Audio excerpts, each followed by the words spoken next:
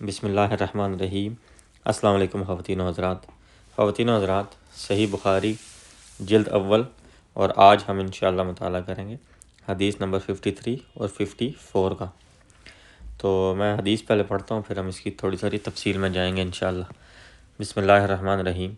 اللہم صلی علی سیدنا و مولانا محمد وعلی آلہ و اصحابہ و اہل بیت سیدنا و مولانا محمد مبارک وسلم۔ ابو جمرہ سے مروی ہے، فرماتے ہیں میں حضرت ابن عباس رضی اللہ عنہما کے ساتھ رہتا تھا، آپ مجھے چارپائی پر بٹھاتے تھے۔ ایک دن آپ نے فرمایا تم میرے پاس ٹھہرو، میں تمہارے لیے اپنے مال سے مقرر کروں گا۔ پس میں آپ کے پاس 2 ماہ ٹھہرا رہا۔ پھر آپ نے فرمایا کہ عبد القیس کا وفد جب نبی علیہ السلام کے پاس آیا تو آپ علیہ السلام نے پوچھا یہ کون سی قوم ہے، یا فرمایا یہ کون سا وفد ہے؟ انہوں نے عرض کی ہم ربی قبیلے کے لوگ ہیں۔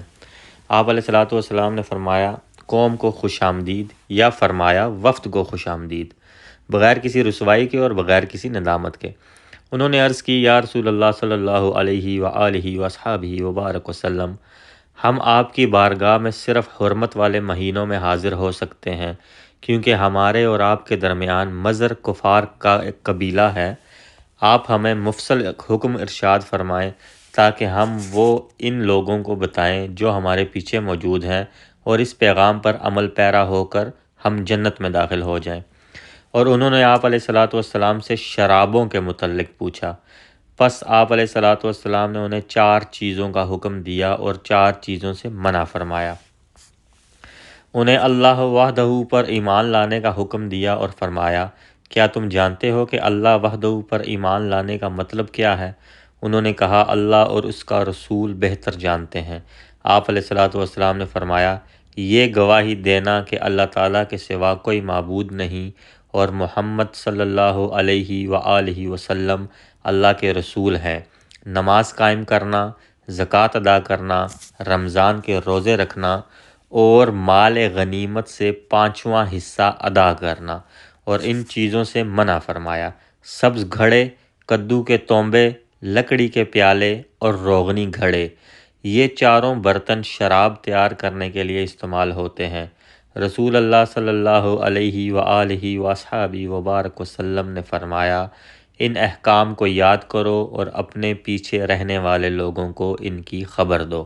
صدق اللہ و صدق رسول العظیم۔ خواتین و حضرات، یہ صحیح بخاری جلد اول کی حدیث نمبر 53 تھی۔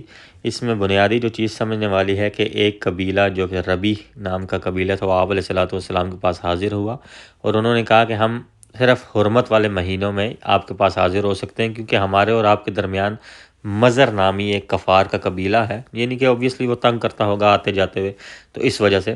اور پھر انہوں نے آپ علیہ السلام سے کہا کہ ہمیں کچھ ایسا ارشاد فرمائیں تاکہ ہمارے جو پیچھے لوگ رہ گئے ہیں ہمارے قبیلے میں، جو یہاں تک ابھی نہیں پہنچے یا نہیں آ سکتے، ہم ان کو جا کر بتائیں کہ نبی علیہ السلام نے ان چیزوں کا حکم دیا ہے۔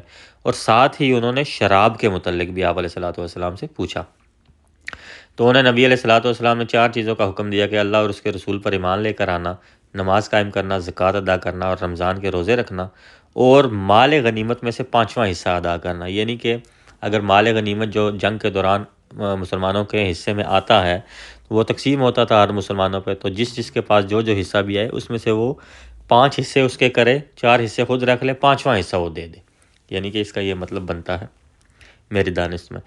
اور پھر نبی علیہ السلام نے ان 4 برتنوں سے، یعنی کہ ان 4 ایسی چیزوں سے منع فرمایا جو بنیادی طور پر شراب تیار کرنے کے لیے استعمال ہوتی تھی۔ یعنی کہ اس سے یہ چیز بھی ظاہر ہوتی ہے کہ شراب کے متعلق بھی آپ علیہ السلام نے سخت حکم دیا کہ وہ ممنوع ہے، اس کو بالکل بھی نہ تیار کیا جا سکتا ہے، نہ اس کو پیا جا سکتا ہے، نہ بیچا جا سکتا ہے، کسی بھی حوالے سے اس کی کوئی اجازت نہیں ہے۔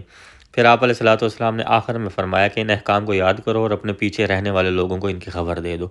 اب یہاں پر ایک چیز نقطہ سمجھنے والا خواتین و حضرات کے، جیسے ان قبیلے والوں کو بتایا گیا کہ یہ احکام تم یاد کر لو اور جو تمہارے قبیلے میں یعنی کہ ہوں گے ان کو خبر دے دو، اور اس کا ایک اور مطلب یہ بھی نکلتا ہے کہ جس تک بھی جو بات پہنچے نبی علیہ السلام کی، تو اس کا فرض بنتا ہے بنیادی طور پر کہ وہ اپنے لوگوں کو جو بھی اس کے ارد گرد ہوں یا جہاں تک اس کی آواز پہنچ سکے وہاں تک وہ آواز اس کی پہنچنی چاہیے اور وہ احکامات جو ہیں وہاں تک پہنچانے چاہیے۔ یہ تھی حدیث نمبر 53۔ اللہ سبحانہ تعالیٰ ہمیں عمل کی توفیق عطا فرمائے۔ ابھی ہم پڑھتے ہیں حدیث نمبر 54۔ حدیث نمبر 54 جو ہے یہ بیسیکلی صحیح بخاری کی پہلی حدیث ہی اسی طرح کی ہے یہ، اور غالباً وہی حدیث ہے، اور حضرت عمر ہی رضی اللہ تعالیٰ عنہ اس کے راوی ہیں۔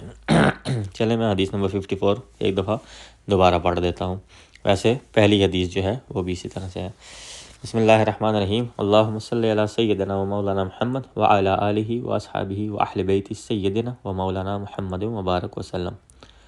حضرت عمر رضی اللہ عنہ سے مروی ہے کہ رسول اللہ صلی اللہ علیہ وآلہ و اصحابہ و اہل بیت سیدنا و مولانا محمد مبارک وسلم نے فرمایا، اعمال کے ثواب و تاب کا دار و مدار نیتوں پر ہے۔ ہر شخص کو جزا اور سزا اس کی نیت کے مطابق ملے گی۔ جس کی ہجرت اللہ اور اس کے رسول کی طرف ہو اس کی ہجرت اللہ اور اس کے رسول کی طرف ہے، اور جس کی ہجرت دنیا کے حصول کی خاطر ہو یا کسی عورت سے نکاح کرنے کے باعث ہو تو اس کی ہجرت اس چیز کی طرف ہے جس کی طرف اس نے ہجرت کی۔ صدق اللہ صدق رسول العظیم۔ خواتین و حضرات، یہ حدیث مبارک جو ہے صحیح بخاری کی سٹارٹ میں بھی ہے، پہلی حدیث میں بھی۔ تو اس حدیث کا جو بیان علماء نے لکھا ہے کہ اس کا باعث کیا بنا تھا، تو اس میں حضرت عبداللہ بن مسعود رضی اللہ عنہ فرماتے ہیں کہ ایک مسلمان عورت جس کا نام کیلا تھا، مگر عام طور پر لوگ اس کو ام قیس کہہ کر پکارتے تھے، تو ایک شخص نے اس کو نکاح کی دعوت بھیجی، تو انہوں نے، جو وہ عورت تھی ام قیس، انہوں نے شرط رکھی، جب تک تو مکے سے مدینہ ہجرت نہیں کرے گا میں تم سے نکاح نہیں کروں گی۔ تو وہ جو شخص تھے انہوں نے اس کی محبت میں نکاح کی خاطر مکہ سے مدینہ ہجرت کر دی۔